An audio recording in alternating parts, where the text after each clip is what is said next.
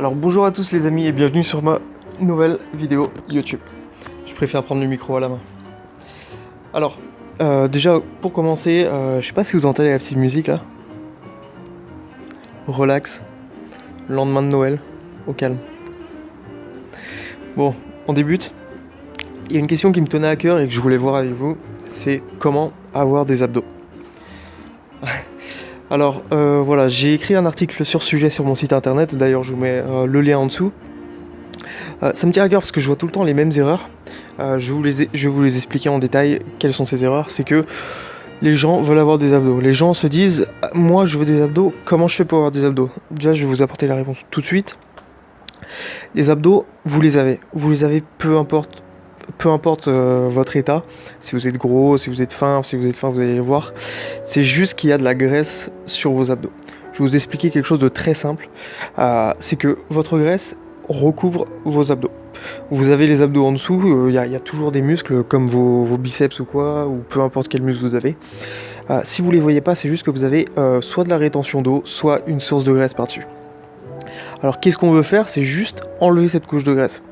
Il faut savoir que voilà, le ventre, on a des complexes là-dessus parce que voilà, on peut avoir aussi sur les bras de la peau qui tombe, sur les seins, sur les pecs, etc.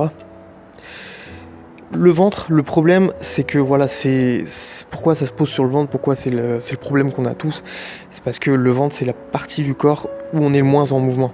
C'est la partie du corps, voilà, vous allez faire vos activités de tous les jours, vous allez, que ça soit courir, que ça soit marcher, que ça soit aller au travail, etc.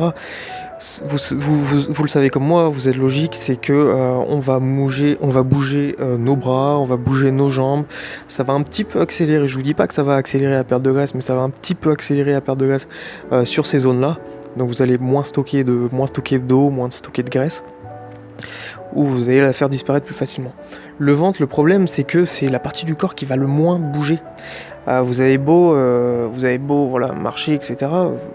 Vous n'allez pas avoir des mouvements conséquents de votre estomac, etc. C'est comme les animaux. Si vous voyez, les chats, ils ont tendance à grossir du ventre, les chiens, c'est pareil. Ils vont courir tout leur corps, leur dos, ils vont travailler, pas leur ventre. Bref. Comment avoir des abdos? Alors, il y a deux choses qu'on est habitué à faire. Je vais vous dire la plus grosse erreur que la plupart des femmes font, plus que les hommes ne le font pas beaucoup. Et les deux choses que vous devriez faire, que ce soit dans le cas où vous décidez de perdre de la graisse, ou le cas dont je vais vous parler maintenant, c'est prendre du muscle. Alors, vous avez tous des abdos, je le redis encore une fois, qu'est-ce qui va se passer si vous décidez de développer vos abdos et que vous êtes assez gras? Il y a deux choses. Une bonne chose, c'est que plus vous avez de masse musculaire, plus vous allez perdre de graisse. Plus vous avez de masse musculaire, plus vous avez de muscles à l'intérieur de votre corps, plus votre dépense calorique va être élevée. Vos muscles augmentent la dépense calorique de votre corps. Plus vous avez de muscles, plus votre corps va brûler de calories. Donc c'est une bonne chose. Après, si vous décidez d'entraîner vos abdos, par exemple moi, vous savez l'état que j'ai, vous connaissez l'état physique que j'ai, le corps que j'ai, je ne fais jamais d'abdos. Voilà, je ne fais jamais d'abdos. Vous pouvez développer le reste de votre masse musculaire. Vous pouvez développer vos biceps, vous pouvez développer vos pectoraux. Vos pectoraux, c'est une superbe idée. Pourquoi? Parce que si vous développez vos pectoraux, si vous avez un gros ventre, votre ventre va paraître moins gros, tout simplement. Ne faites pas d'abdos pour perdre des abdos. Ça va un petit peu accélérer votre perte de graisse, votre perte d'eau, etc. Surtout l'eau. Mais c'est pas ce qu'on cherche, c'est de la graisse. Alors il va falloir mettre des stratégies en place. Prendre du muscle, c'est une bonne idée, comme je le répète. Si vous prenez du muscle, que vous faites des abdos, la seule chose que vous allez faire, qui peut être une erreur, c'est pousser votre graisse et avoir l'air plus gros. Développez vos abdos, poussez votre graisse vers l'extérieur parce que vous allez développer vos muscles et tout simplement paraître plus gras, plus gros. Alors, la bonne solution, étape numéro 1, si vous voulez la mettre en place, c'est développer votre masse musculaire ailleurs que sur les abdos. Je ne travaille jamais les abdos personnellement. Tout simplement en faisant des exercices globaux comme le squat ou etc. Deuxième solution, perdre de la graisse. Prendre du muscle, c'est la meilleure solution pour moi, mais perdre de la graisse, c'est tout simple. Si vous êtes sédentaire, si vous faites quoi que ce soit, vous pouvez perdre de la graisse et ça va être l'un des des outils, l'une des méthodes les plus simples et les plus utiles. Si vous perdez de la graisse, que vous soyez sédentaire, etc., il suffit juste de mettre des petites stratégies en place, des méthodes simples. Vous ne pouvez ne pas bouger de votre canapé toute la journée et perdre du gras comme moi je le fais. Tout simplement, la plupart des femmes font cette petite stratégie, entre guillemets, de se nourrir à 1100 calories. Donc vous n'êtes pas obligé de traquer vos calories, etc. Sachez que si vous vous mettez à 100 calories, ne faites pas de sport. C'est l'erreur que font toutes les personnes. Il y a des stratégies à mettre en place, des méthodes à mettre en place, des choses à respecter, des règles que notre corps notre corps a besoin de certaines choses. On ne peut pas le forcer à pratiquer des méthodes comme ça et attendre des résultats.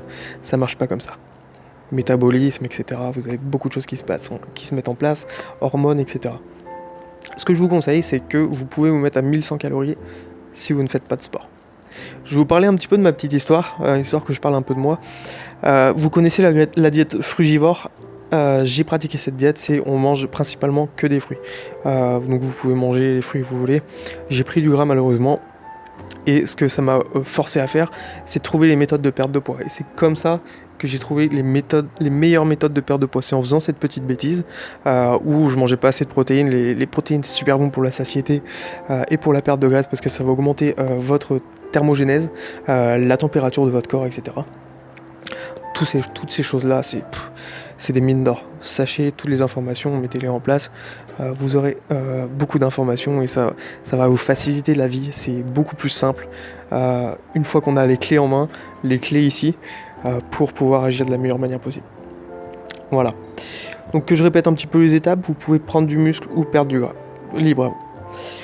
Je vais vous présenter un petit programme justement que j'ai mis en dessous de la description. Vous pouvez le télécharger, c'est 1 heure de formation offerte, 1 heure de présentation vidéo qui va vous expliquer comment perdre du poids grâce à des méthodes, des outils, etc. Libre à vous, ça vous donnera des nouveaux outils pour la suite. Et j'ai mon site internet où vous pouvez voir tous les articles que je mets à disposition. Les articles de blog, articles de site internet, où vous pouvez avoir beaucoup plus d'informations, des tonnes d'informations sur différents sujets, que ce soit la diète cétogène, la perte de poids, la prise de muscle arrivera bientôt, mais c'est pas encore prévu parce que je veux peaufiner un maximum. Et vous aurez toutes ces informations dans mon site internet si vous décidez d'aller voir les articles. Petit son de Noël, voilà. On a fait le tour. Je vous dis, portez-vous bien. Sachez que voilà, il faut que vous preniez soin de vous. Si vous vous sentez bien, ça peut être que bénéfique pour vous-même et pour votre entourage aussi. Qui n'a pas envie de vous voir heureux. On se dit à plus tard. Vous êtes les meilleurs. Portez-vous bien. À plus tard les amis. Ciao. Bye.